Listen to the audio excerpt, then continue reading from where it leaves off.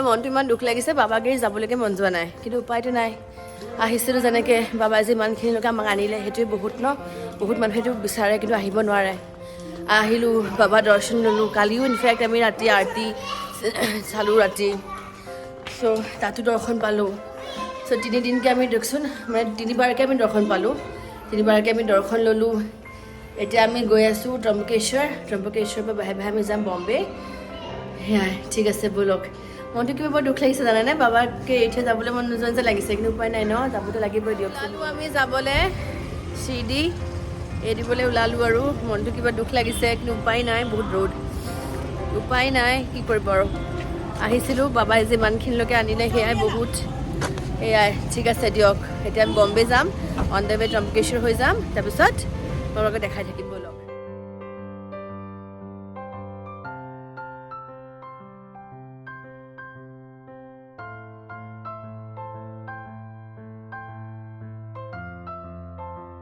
এয়া আমি ত্ৰম্বকেশ্বৰ মন্দিৰ পালোঁহে প্ৰায় ত্ৰম্বকেশ্বৰ টেম্পলৰ কাৰণে ইটছ একচুৱেলি ত্ৰিম্বকেশ্বৰ বাট আৰু কওঁতে ত্ৰম্বকেশ্বৰ হৈ যায় কিন্তু যিয়ে নহওক ৰ'দ হওক বা যি হওক ভিউটো কিন্তু বিৰাট ধুনীয়া দেই পাহাৰবোৰ চ' ইয়া এতিয়া আমি খোজকাঢ়ি গৈ আছোঁ বছক ইমান ধুনীয়া লাগিছে পাহাৰখিনি এইফালে গৈ আছোঁ খোজকাঢ়ি ৰ'দত মা ক'ত গ'ল জানো মা ক'ৰবাত গ'লগৈ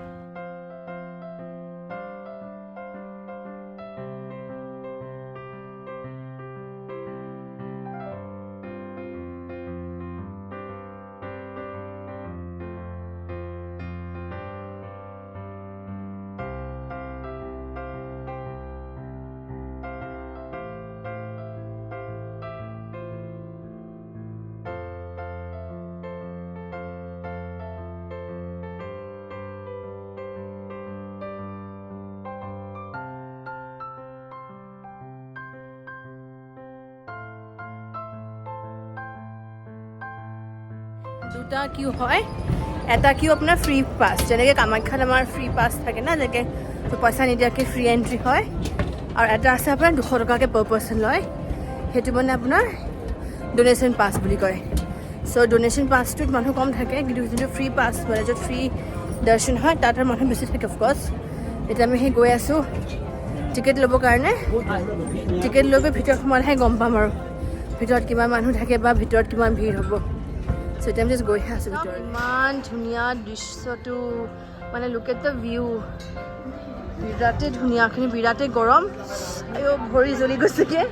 ভৰি পেলাব পৰা নাই ভিউ কিন্তু ইমানেই ৰ'দ শিলগুটিৰ পৰা ভৰি পেলাব পৰা নাই ভৰি জ্বলি গৈছেগৈ এইফালে কিন্তু ভাল দেই ৰাস্তাফালটো মানে পূৰা খালী একদম যদিও মানে ফ্ৰী পাছ নহয় যে মানুহ একদম বেছি নাই চ' এতিয়া সেই মোৰ ৰছীকেইটা লাগি যায় পাই এনিবি চবেই গৈ আছোঁ দৰ্শন কৰিবলৈ ঘূৰিব পৰিছে কামাখ্যা নিচিনা ভাবিছিলোঁ কিন্তু নহয় জানানে ইয়াত দুটা বেলেগ কিউৱে হয় কিন্তু একচুৱেলি পেইডতো বহুতখিনি মানুহ আছে যে সেইকাৰণে লাইনটো দীঘলীয়া হৈছে বাট আদাৰৱাইজ জেনেৰেল আৰু পেইড কিউ দুটা বেলেগ এয়া আমি আহি আছোঁ দৰ্শন কৰিবৰ কাৰণে সেয়া ইমান দীঘলীয়া একচুৱেলি এইফালে বাৰু মানুহ নাই দেই ঠিকে আছে ভিতৰত এতিয়া কেনেকুৱা হয় নাজানো আৰু কিন্তু এনেই কিন্তু লাইন জেনেৰেলটো বেলেগ পেইডটো বেলেগ Sri Trimbakeshwar Shiv Temple is an ancient Hindu temple in the town of Trimbak, which is in the Nashik district of Maharashtra. It is dedicated to Hindu god Shiva and it's one of the 12 Jyotirlings where the Hindu genealogy registers at Trimbakeshwar, Maharashtra are kept. The extraordinary feature of Jyotirling located here is that it has 3 faces embodying Brahma, Vishnu and Shiva. Due to the excessive use of water, the linga has started to erode, and it is said that the erosion symbolizes the eroding nature of human society. The lingas are covered by a jewel crown which is placed over the gold mask of Trideva. The crown is said to be from the age of Pandavas and consists of diamonds, emeralds and many precious stones. The crown is displayed every Monday from 4 p.m. to 5 p.m. এয়া আমি দৰ্শন কৰি ওলাই আহিলোঁ বিৰাটেই ভাল লাগিলে ভিতৰত খালি ইমান ফটো ল'ব নিদিয়ে আছে সেইকাৰণে মই ফটো ল'ব নোৱাৰিলোঁ বাৰু কিন্তু এয়া আমি দৰ্শন কৰি আহি আছোঁ বাহিৰলৈ যাবলৈ কাৰণে দৰ্শন কৰিলোঁ কৰি পেলাই এয়া আহি আছোঁ উভতি গাড়ীলৈকে ভৰিব পৰি গৈছে কি গৰম শিলৰ ওপৰত কমপ্লিট ৰোড পেলাব পৰা নাই এতিয়া যাওঁ গৈ পেলাই ডাইৰেক্ট আৰু আমি বম্বে যাম আৰু তীৰ্থযাত্ৰা ইয়াতে শেষ চ' ঠিক আছে ব'ল এয়া আমি আহি আছোঁ ত্ৰম্বকেশ্বৰ মন্দিৰৰ পৰা বম্বে ফাললৈ চাওকচোন ভিউটো ইমান ধুনীয়া নহয়নে বাৰু দেখি কিবা ভাল লাগি গ'ল জানে সেইকাৰণে ভাবিলোঁ ক্লিপটো লগাই দিওঁ ইয়াতে আপোনালোকৰ যাতে চাব পাৰে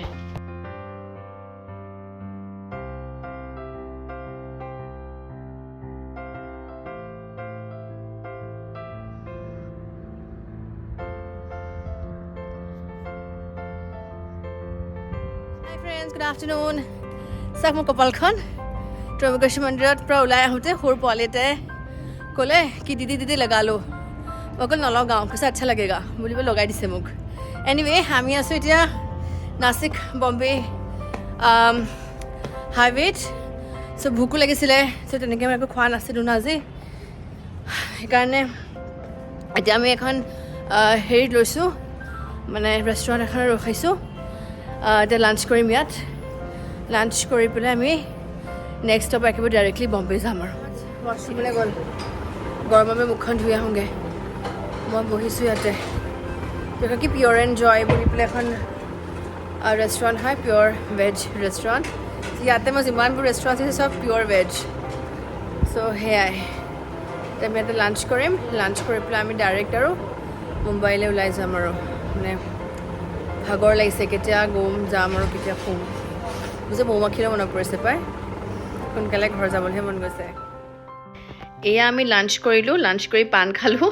পাণ খাই পেলাই এতিয়া আমি সেয়া বম্বে যাবৰ কাৰণে ওলাই আহিছোঁ সেয়া মা খোজকাঢ়ি আহি আছে গাড়ীখন ঘূৰাবলৈ গৈছে